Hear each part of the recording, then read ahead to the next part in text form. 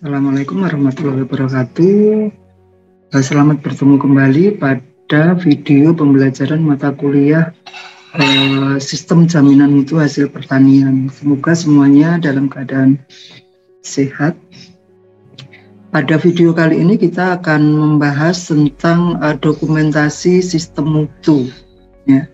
Setelah melihat video ini, diharapkan para mahasiswa yang mengambil mata kuliah ini itu dapat memahami dan juga mengimplementasikan konsep dokumentasi sistem mutu dimanapun sistem mutu itu diterapkan. Kita sebelumnya harus tahu sistem mutu. Apa itu sistem mutu? Untuk sistem mutu dasar yang terkait dengan industri hasil pertanian dan juga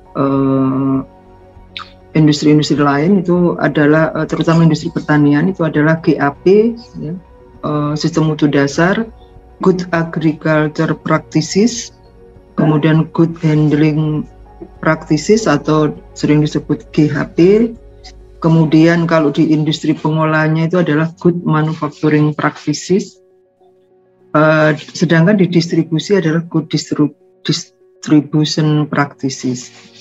Nah, selain sistem mutu dasar itu juga kita kenal ada beberapa sistem yang lain untuk keamanan pangan, itu adalah HACCP yang kemudian dikembangkan menjadi sistem manajemen keamanan pangan, itu adalah ISO 22000.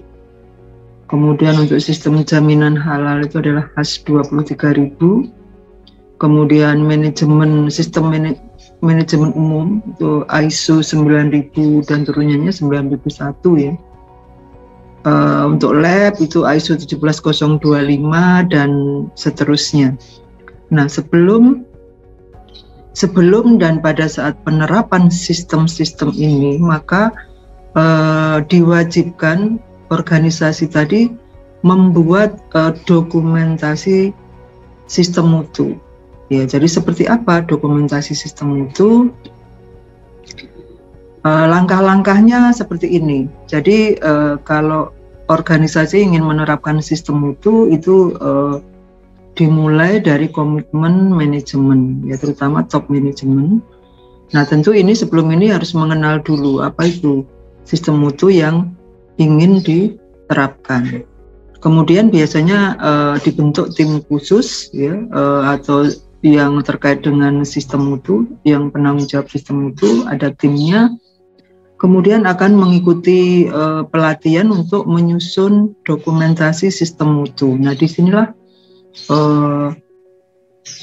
apa yang akan kita bahas kali ini itu kita dalami, ya. Nah, setelah tersusun dokumentasi sistem mutu secara lengkap, kemudian biasanya akan divalidasi dan juga diterapkan.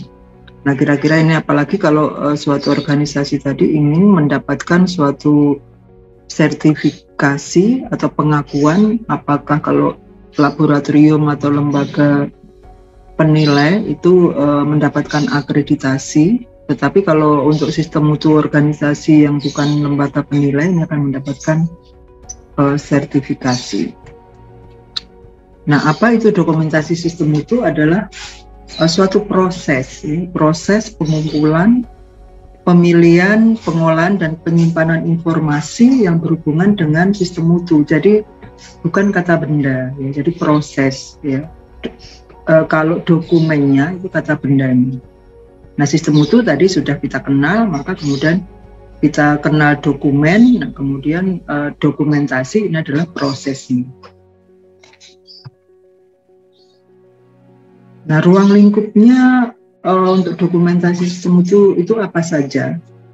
Jadi kalau tadi proses itu adalah proses mengumpulkan informasi. Nah, ini termasuk di dalam ruang lingkup dokumentasi sistem mutu. Kemudian menata dan mengolah informasi, menyimpan informasi, mencari kembali informasi, mendistribusikan, dan mengupdate.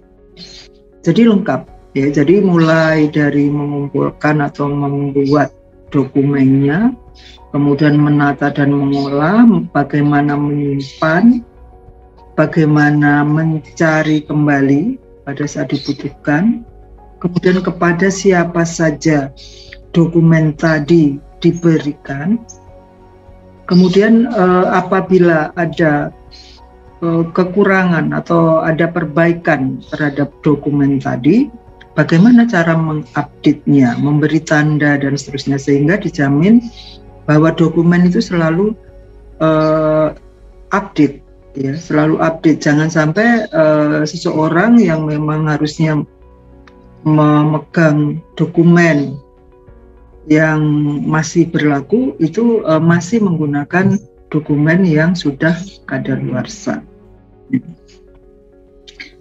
Oke, nah mengapa perlu dokumentasi sistem mutu? Itu tentunya banyak sekali ya fungsinya. Yang pertama adalah untuk menetapkan acuan yang pasti di dalam menerapkan suatu sistem mutu, sehingga sistem mutu yang dijalankan itu akan selalu konsisten. Kemudian perlu kejelasan. Perlu kejelasan bagi pihak pelanggan maupun organisasi tadi, sehingga mereka saling jelas gitu, tugasnya apa, bagaimana, dan seterusnya. Kemudian juga perlunya pedoman bagi pemasok dalam menyediakan material. Jadi kalau ada suatu standar atau prosedur standar, kalau mau memasok, misalnya mau menerima pasokan barang ya kalau di industri, itu harus jelas prosedurnya lewat mana saja, kemudian persyaratannya apa, dan seterusnya. Kemudian tadi menghindari pengertian ganda, jadi di dalam dokumentasi sistem itu juga harus ada definisi yang jelas setiap istilah-istilah ya, apalagi istilah-istilah yang bisa menimbulkan persepsi yang berbeda, itu harus didefinisikan berdasarkan standar ya. Di dalam ISO itu ada, jadi misalnya audit internal, nah itu apa sih yang dimaksud audit internal? Nah itu ada definisi yang pasti, sehingga semua di dalam organisasi itu mempunyai pemahaman yang sama. Demikian juga terkait dengan tanggung jawab. Jadi setiap bagian di dalam suatu organisasi itu harus jelas ya, tanggung jawab, tugas, dan wewenangnya apa. Jadi tidak ada tumpang tindih. Nah ini biasanya harus dijelaskan di dalam panduan itu, sehingga jelas setiap karyawan itu, kalau bagian ini saya harus mengerjakan ini, tidak mengerjakan yang lain.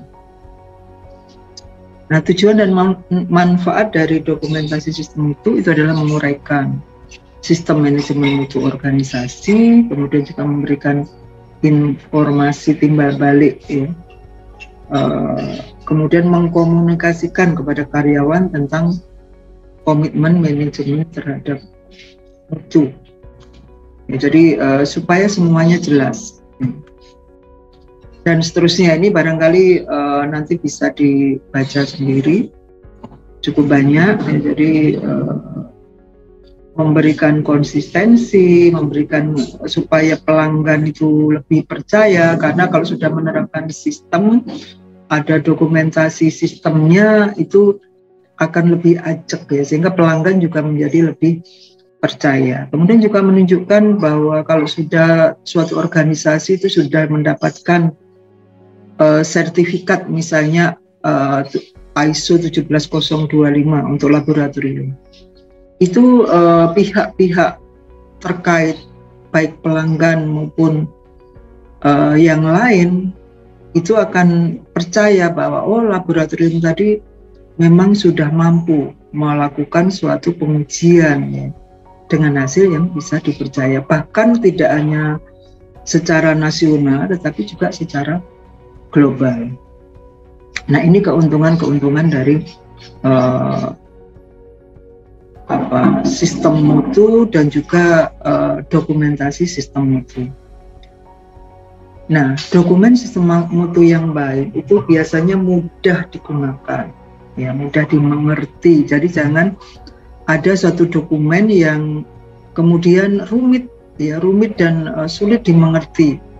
Nah, itu justru akan menghambat, sehingga dibuat semudah mungkin, disesuaikan dengan fungsi dari organisasi tadi. Kemudian informasi yang diminta itu segera bisa dicari. Jadi biasanya dokumentasi itu punya kode-kode tertentu, ya, keterkaitan misalnya antara panduan mutu dengan prosedur kerja atau SOP, dan juga dengan formulir, itu saling terkait dan itu mudah ditelusur. Kemudian juga tidak berlebihan, jadi tidak usah berpanjang lebar, tapi ya langsung saja sesuai dengan kebutuhan. Kemudian rujuk silang sesedikit mungkin. Nah, ini artinya kalau mengubah bagian tertentu itu tidak merubah semuanya. Jadi di dalam nanti akan sangat baik. Jadi dokumentasi sistem mutu itu biasanya tidak dijilid, tetapi pakai dilubangi itu, ya, dilubangi itu. Kemudian seandainya ada satu halaman yang direvisi, itu tinggal ambil halaman itu saja, tidak perlu membongkar dokumen. Diambil itu saja, diberi tanda, kemudian dimasukkan kembali yang update. Jadi sangat efisien dan tidak boros, ya. Itu saya pelajari sejak saya mengurus akreditasi laboratorium. Jadi benar-benar memang menerapkan, ya, selain membuat dokumentasi sistem itu juga saya punya pengalaman untuk bagaimana menerapkan dokumentasi tadi. Dan prinsip dokumentasi itu adalah sebenarnya mudah diucapkan, tetapi kadang-kadang kebudayaan kita, kebiasaan kita itu tidak seperti ini. Makanya memang harus dibiasakan. Jadi menulis apa yang dikerjakan. Kita sering mengerjakan sesuatu tetapi tidak pernah mencatatnya. Sebaliknya, kita juga harus mengerjakan apa yang ditulis. Jadi kalau ada suatu prosedur standar atau SOP, ya, atau prosedur kerja yang menjelaskan tahap-tahap, ya, di dalam suatu kegiatan itu harus seperti ini. Nah, kita itu seringkali tidak menyimak itu. Jadi artinya apa yang kita kerjakan itu tidak sesuai dengan apa yang kita tuliskan. Pada yang kita tuliskan ini, ya, kesepakatan kita. Jadi bukan tidak ada yang memaksa, artinya seperti itu. Jadi membiasakan ini juga sebenarnya tidak mudah, ya, di dalam pendidikan, misalnya tim dosen gitu, ya, melakukan koordinasi. Kita lakukan koordinasi tetapi secara lisan. Tidak pernah kita dokumentasi, kita catat kapan koordinasi itu dilakukan, hasil koordinasinya apa, dan seterusnya, tindak lanjutnya apa. Nah, itu karena tidak dituliskan, itu sulit untuk menelusuri. Selain itu juga kita sering lupa, ya. Kalau sesuatu itu kalau tidak dituliskan, apalagi dalam jangka waktu yang cukup lama, itu pasti lupanya. Ya, artinya seharusnya dituliskan. Oke, nah kemudian berdasarkan levelnya, itu piramida dokumentasi itu membentuk piramid, ya. Piramid ini yang paling atas itu adalah panduan mutu. Ini dokumentasi level A. Ini hanya berisi, nanti ada penjelasannya, ada berisi kebijakan-kebijakan. Kemudian kebijakan-kebijakan ini akan dituangkan di dalam prosedur kerja atau sering kita kenal dengan SOP, ya, yang istilah pemerintah yang bahasa Indonesia itu POS-AP. SOP itu standar operasional prosedur. POS-AP prosedur operasional standar. Jadi hanya bahasa Indonesia sama bahasa Inggris, ya, apapun itu, atau sering disebut juga prosedur kerja. Nah, ini level B. Jadi menerjemahkan bagaimana kebijakan-kebijakan yang ada di panduan itu dilakukan. Nah, di dalam prosedur kerja ini saling terkait, siapa melakukan apa, bagaimana, kapan. Jadi ada beberapa bagian yang terlibat atau beberapa orang yang terlibat di dalam prosedur kerja. Nah, untuk prosedur kerja ini juga kadang-kadang masih belum cukup. Misalnya di dalam mengoperasionalkan alat. Nah, itu bisa ditambahkan atau dibuat lagi namanya instruksi kerja. Kalau instruksi kerja ini hanya melibatkan satu orang.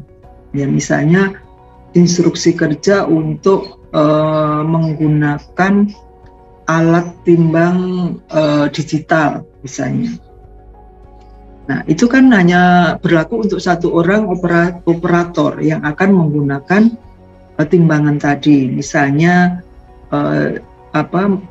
colok sumber listrik, kemudian nanti dinolkan dan seterusnya dan seterusnya. Ini bedanya antara prosedur kerja dan instruksi kerja. Untuk beberapa kegiatan yang teknis, sifatnya sangat teknis, itu kadang-kadang diperlukan instruksi kerja. Nah, formulir ini adalah form atau daftar isian yang akan digunakan untuk merekam data tadi. Yang misalnya kalau tadi saya ceritakan dosen itu harus koordinasi pada saat paling tidak 3 kali ya, sebelum perkuliahan, di tengah, dan sesudah. Nah, itu tadi kalau hanya koordinasi lisan kan tidak terekam. Nah, merekamnya itulah di dalam formulir yang sudah disiapkan pada saat membuat prosedur kerja. Jadi misalnya nanti di prosedur kerjanya bahwa tim pengampu suatu mata kuliah itu sebelum melakukan atau sebelum perkuliahan dimulai itu harus berkoordinasi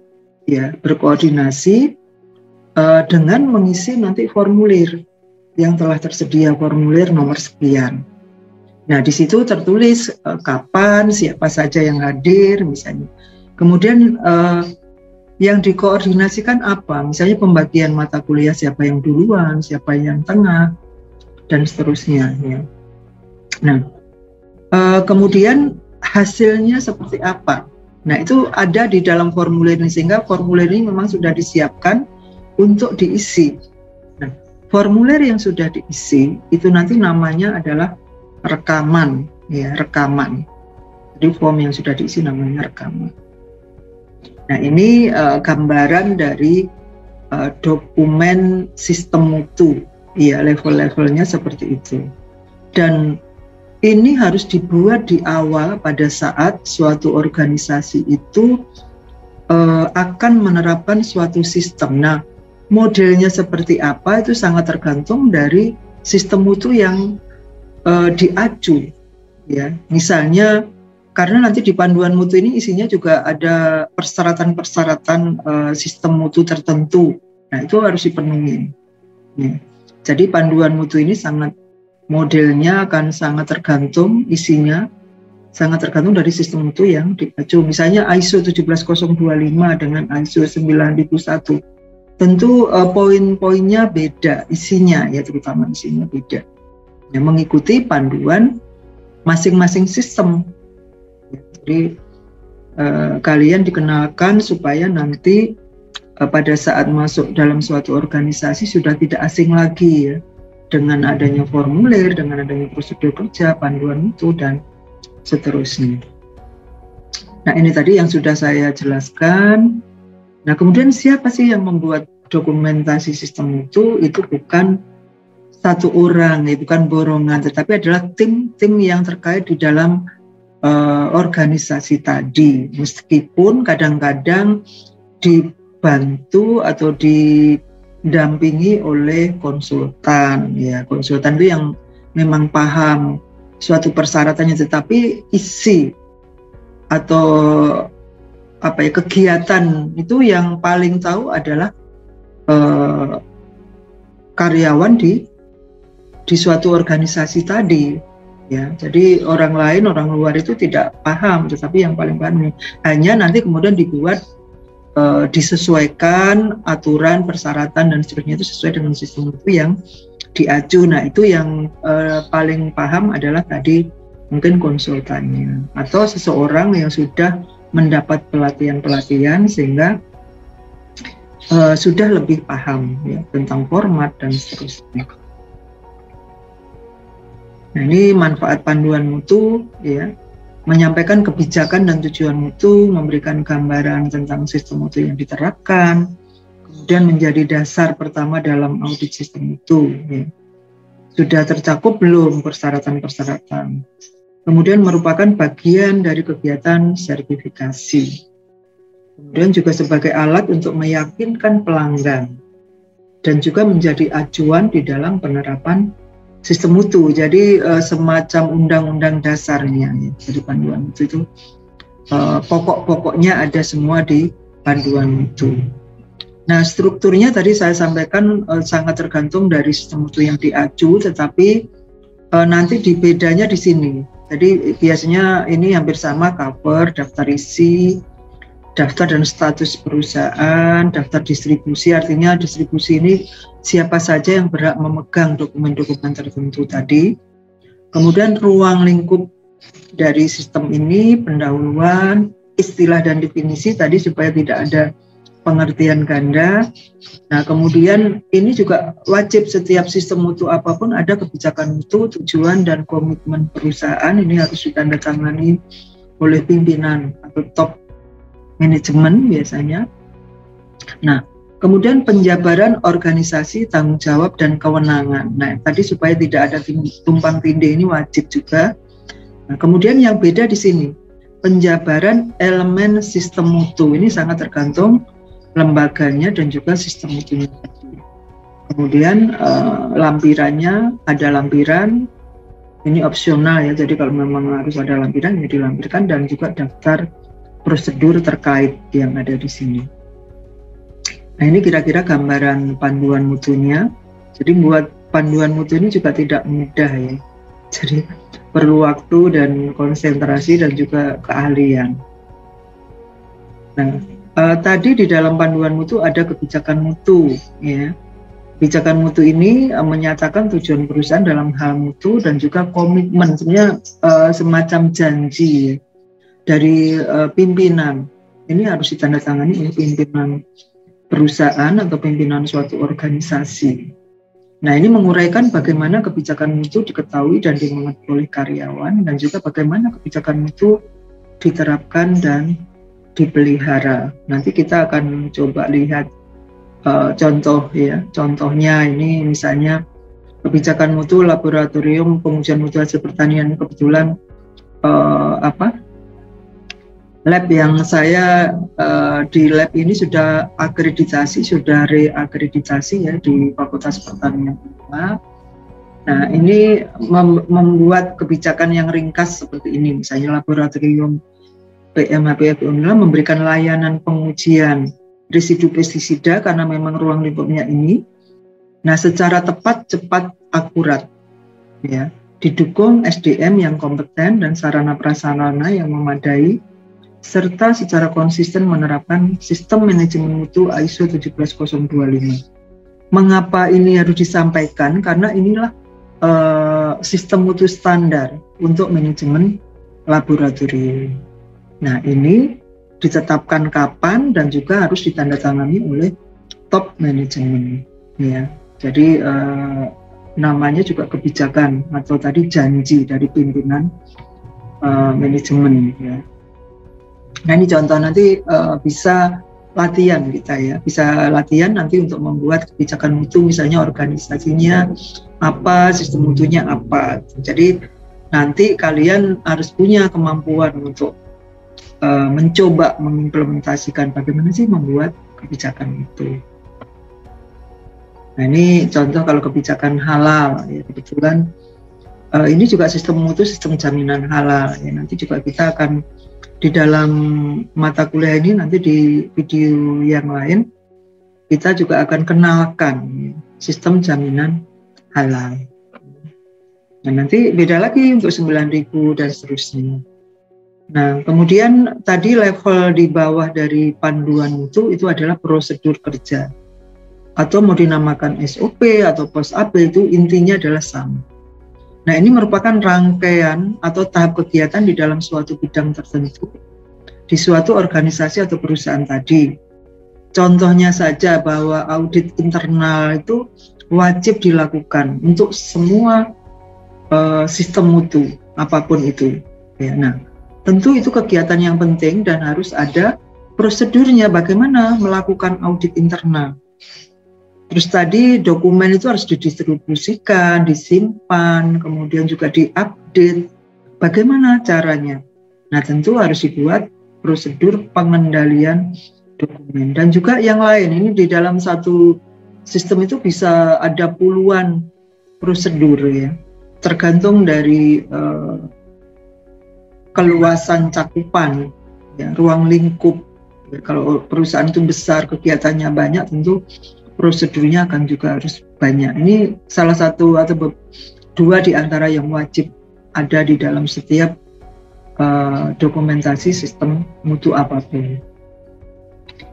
Kemudian uraian lebih detail atau rinci dibanding panduan mutu. Jadi kebijakan misalnya di dalam terkait dengan audit internal ya, misalnya di dalam panduan itu disebutkan bahwa tadi misalnya lab PMHP tadi di dalam panduan mutu menyebutkan bahwa akan dilakukan audit internal minimal 1 tahun sekali. Untuk apa? Untuk menjaga konsistensi dari sistem mutu yang diterapkan.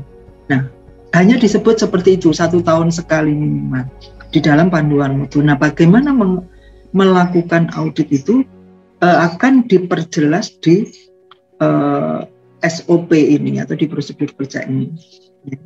Nah, kemudian setiap organisasi itu mempunyai cara sendiri, sehingga prosedur kerja ini sifatnya adalah rahasia atau hanya berlaku di dalam organisasi tadi. Meskipun sama-sama audit internal, tentu secara persisnya itu setiap organisasi akan berbeda-beda, ya, berbeda-beda.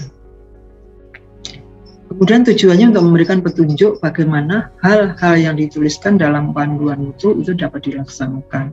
Nah, ini sebaiknya prosedur kerja itu dibuat oleh masing-masing bagian yang terlibat. Kalau audit internal ini biasanya bagian mutunya. Kan kadang-kadang kalau misalnya di laboratorium itu ada bagian mutu, ada bagian administrasi, ada bagian teknis. Ya. Nah, itu yang membuat ya tim masing-masing di bagian terkait. Karena mereka yang lebih tahu ya, atau paling tahu di antara yang lain. Hanya nanti semuanya akan dikendalikan untuk dokumentasi sistem mutu akan dikendalikan oleh bagian mutu. Ya, kalau di perguruan tinggi itu LP3N, lembaga penjaminan mutu. Ya, kalau di perusahaan itu ya quality assurance misalnya. Nah, itu yang akan bertanggung jawab terhadap sistem, sehingga prosedur-prosedur kerja yang sudah dibuat ini kemudian akan divalidasi atau di-ACC oleh bagian QA tadi, kemudian baru disosialisasikan dan diberlakukan atau diterapkan. Nah, ini ya. Nah, penulisannya atau formatnya bebas ya, boleh dalam bentuk uraian, boleh bentuknya bagan alir, boleh gabungan dari keduanya. Jadi ini tidak ada mana yang paling baik, yang paling mudah untuk dimengerti. Nah, itu silahkan saja masing-masing organisasi membuat. Yang penting biasanya harus konsisten saja. Kalau semuanya bentuk gabungan, ya bentuk gabungan semua. Nah, di dalam prosedur ini melibatkan beberapa pihak. Jadi siapa melakukan apa, di mana, kapan, dan bagaimana caranya. Nah, ini tertuang di dalam prosedur kerja. Nah, biasanya formatnya ada tujuan, ada ruang lingkup. Ini juga sebenarnya tidak harus seperti ini. Kemudian ada acuan, ada dokumen terkait, dan langkah-langkah pelaksanaan kegiatan tadi. Kemudian ada definisi dan juga ada lampirannya, biasanya formulir. Ini nanti kita berikan contoh untuk latihan, supaya kalau kita diberikan satu contoh buat prosedur kerja untuk kegiatan ini. Nah, ini paling tidak kita bisa ya mendesain atau membuat draftnya. Nah, ini harapannya nanti sampai ke sana. Kemudian formulir tadi sudah saya sampaikan adalah dokumen yang digunakan untuk merekam, dan biasanya sudah disebut di dalam prosedur kerja. Nanti misalnya kalau melakukan kegiatan ini dengan cara mengisi form ini, ya misalnya audit internal itu membuat rencana audit. Nah, itu sudah ada formnya, tinggal mengisi. Kemudian membuat undangannya itu juga sudah ada, tinggal mengisi kapan, undangannya untuk siapa, kegiatannya apa, dan seterusnya. Nah, kemudian formulir ini kalau sudah diisi menjadi rekaman, dan ini juga harus didokumentasikan atau disimpan. Ini pengendalian dokumen tadi untuk menjamin bahwa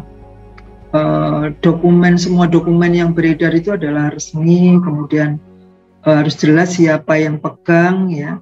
Nanti ada dokumen terkendali, ada yang tidak. Kalau yang terkendali ini setiap ada perubahan itu harus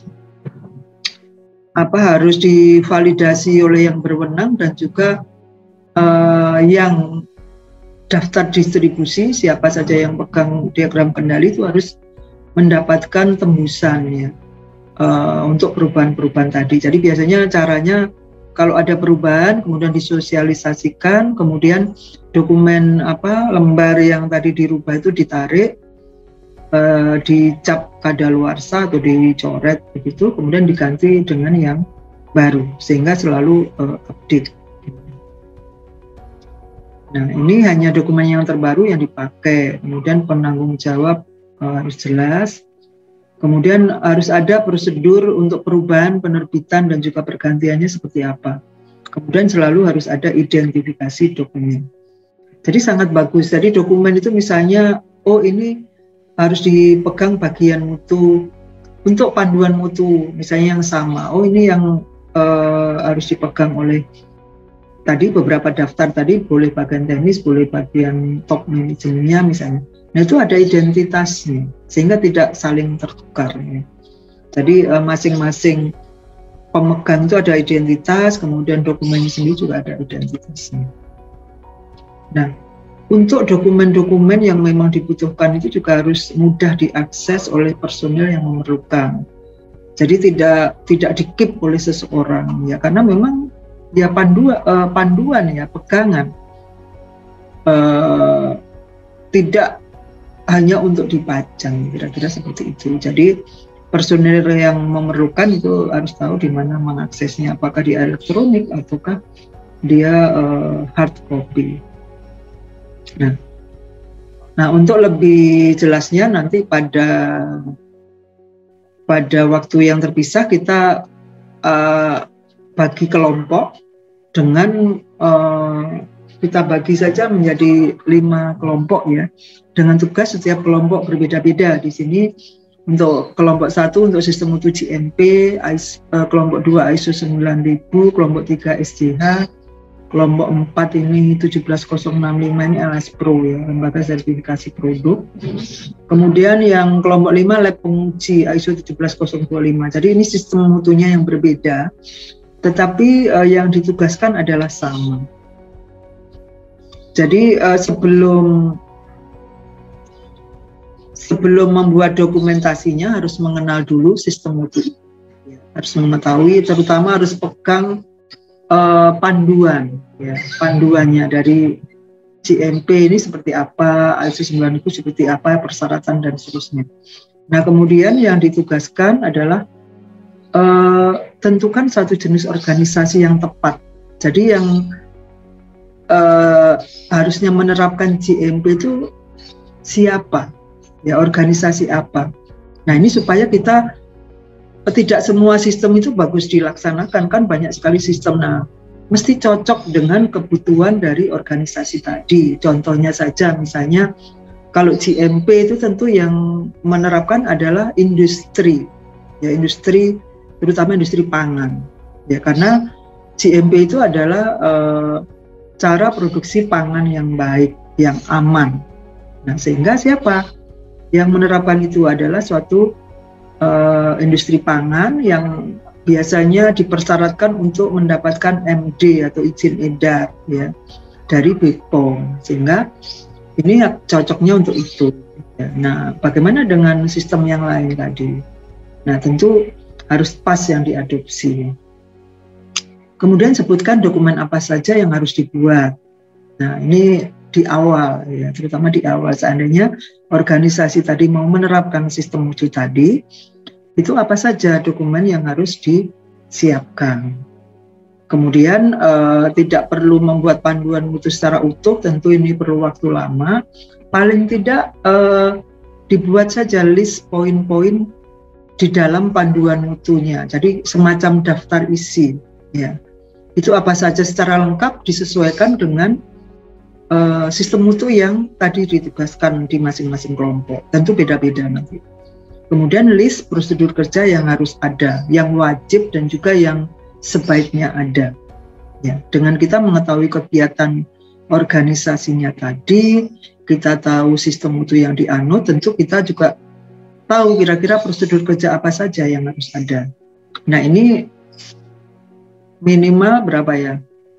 10-an lah ya, minimal. Yang harus kalian list nama prosedurnya saja. Jadi namanya saja ini prosedur A, prosedur B, prosedur C, begitu ya. Misalnya tadi prosedur audit internal, harus ada prosedur lagi, mungkin kaji ulang manajemen itu yang biasanya wajib-wajib. Nah, kemudian juga nanti ada prosedur-prosedur lain yang sesuai dengan kegiatan dari perusahaan atau organisasi tadi.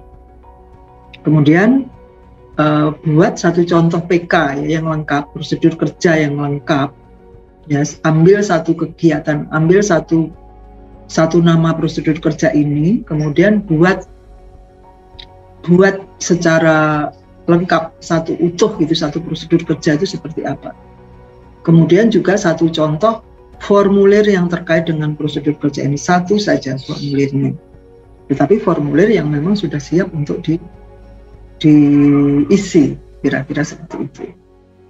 Nah, demikian barangkali satu pembahasan yang tentang dokumentasi sistem mutu. Silahkan dilanjutkan dengan latihan mengerjakan tugas-tugas tadi. Saya akhiri sampai di sini, sampai ketemu pada video berikutnya. Saya akhiri, wassalamualaikum warahmatullahi wabarakatuh.